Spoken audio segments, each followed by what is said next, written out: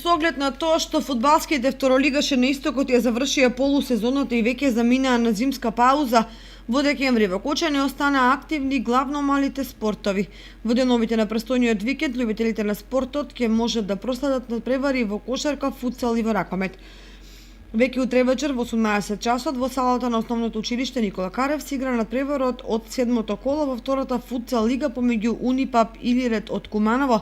Фаворит на овој дуел е екипата на Унипап, која по 6 одиграни кола е на четвртото место со 10 бода, а Илирет е 9 со само 3 бода. Во недела во 13 часот играат кошаркарите на Дино Баскет и тоа во конкуренција U14, каде за противник ја има екипата на Ринија од Куманово. Дино Баскет е лидер во оваа конкуренција, додека гостите се трети на табелата, па се очекува интересен и неизвестен надпревар.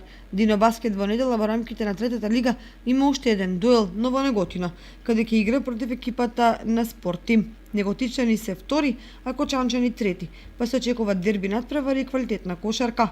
Во недела со почеток во 17 часот во рамките на кадетската ракометна лига на Македонија се игра надпреварот помеѓу екипите на Младенец и на Лазаров од Свети Николе.